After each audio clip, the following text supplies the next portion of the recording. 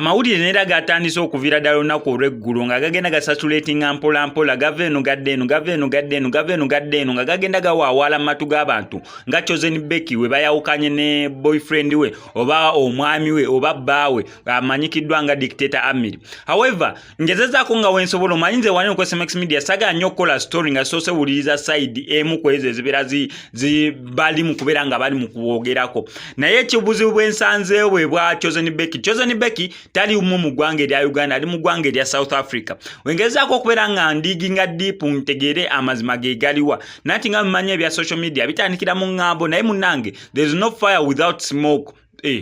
Kivudde mabega. There is no smoke without fire. Sobirayo kitoo kibeera. Tewabeerawo owatali mukka tewabula muliro. Owali omukka tewabula muliro.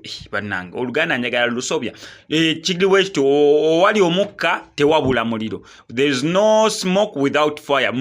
Kyekyo kyennyini. So abantu batandika mpolampola mu ŋŋambo ezo mukimanyi bulungi nnyo. Abantu abamulowooza social media gezi app ezo eziri ku ssimu zammwe ze mugendako ne mufuna information ey'enjawulo. Naye ng'eyo si ye social media. Amazima amatuufu social media ye muntu akuli okumpi. Social media ye neighbor kubanga neighbor woyo omuntu yagenda n'alaba ekintu n'akiteekayo ku platform ez'enjawulo nammwe ne musobola okubeera nga muziraba. Kati abantu abeekusifu abali okumpi ne Chosen Becky wamu ne Dictator Amiri balaga amunira ebyabwe ebya Dictator Amiri wamu ne Chosen Becky bikomekeredde maziga baneeno balina omwana ow'obulenzi. On top of that, Dictator Amiri ono yakwasaganya Chosen Becky azini yakolanga manager. Ebyo byonna byolaba video za Chosen Becky ku zikolabo zafuna mikolo mbaga kwanjula n'ebisigadde byonna byazenga kuba Chosen Becky ono Dictator Amiri yakwasaganya nga manager we. Kakati simanyi naye awo ebintu by'okugatta emirimu awo oba we bifuukira ebizibu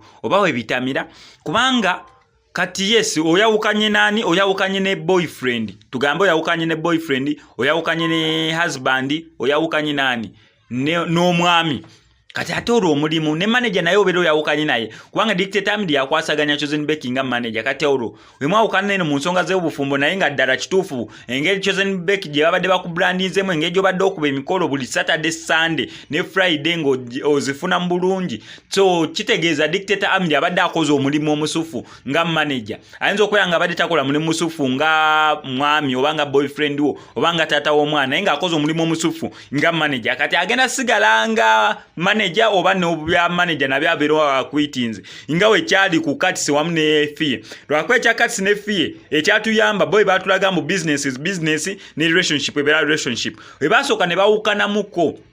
Actually bayawukana kimba ngamba ebasooka ne bawukana ye Fie wamu ne MC Katsi naye MC Katsi yasigala akwasaganya emirimu gye ng'egya manager naye nga promotinga bulungi nnyo ennyimba za Fie nga we yali alina okubeera nga zipromotinga mu badiji ab'enjawulo TV station. Kati awo kyesimanyi oba ne Dictator Amiri agenda sigaza omulimu gwe ng'ogwa manager oba bamugobedde ddala nga bintu ebyayawukanye n'omulimu gw'aba manager gwamuvuddeko Chosen Becky nga tugenda laba nga sayiningiddwa manager omulala oba stekyo tulabeyo kawo ne boyfriend agenda obeera nga amukwasaganya mu nsonga ez'enjawulo endala. Naye agobe byonna ojja beera ng'obitegeera wano ku SMX Media kaso subscribe nga ku SMX Media updates zonna zino ogenda sigala nga ozifuna. Neera nkyakutegeeza bw'akayimba kaffe kafulumye dda video nkusampolingako ku video kati osobola ogenda n'oginoonya akayimba ke nakwasaganyizaamu nga video vixen bakayita Mapeesa cover y'oluyimba lwa Lydia Jasmine olwa Mapeesa lwe nakwasaganyiza nembeeramu nga vixen mu eyo video yafulumye ngenda beera nga ngikusampolingako katini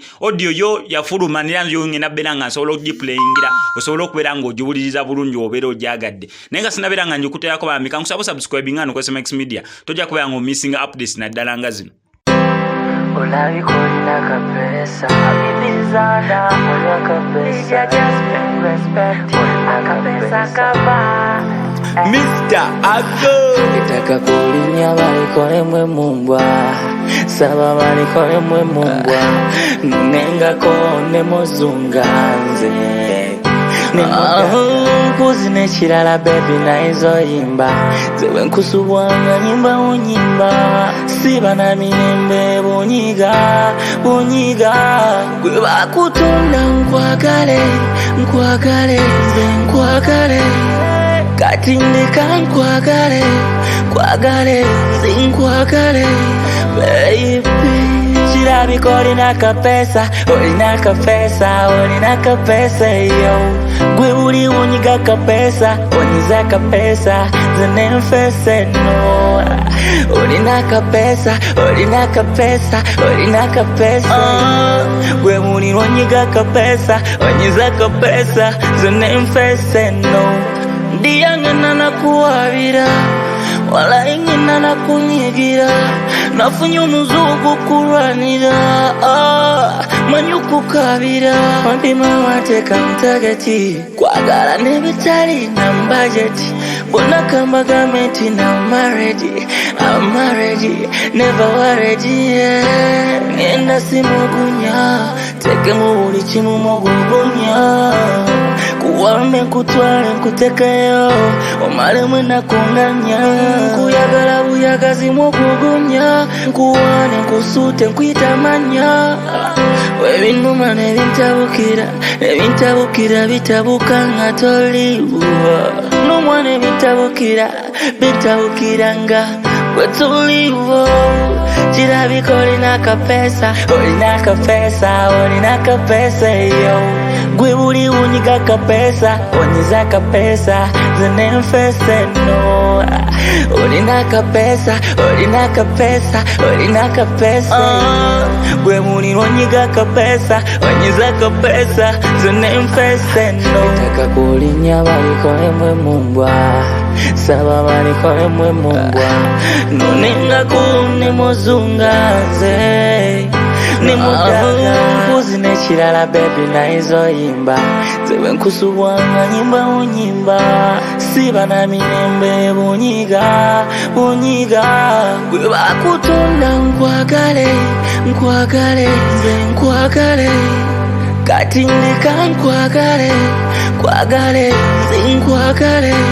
baby. Kirabika olina kapesa yo. Gwe uli unyiga kapesa, onyiza kapesa, zenemfese no. Olina kapesa, gwe uli unyiga kapesa, onyiza kapesa, zenemfese no. Olabika olina kapesa, abibizada, olina kapesa, just respect, akapesa kaba. Mr. Ago, I'm the one for you, you the one for me. Challenge your pro, you prove your feeling, you know. Yeah. Siba na mimbe bunyiga.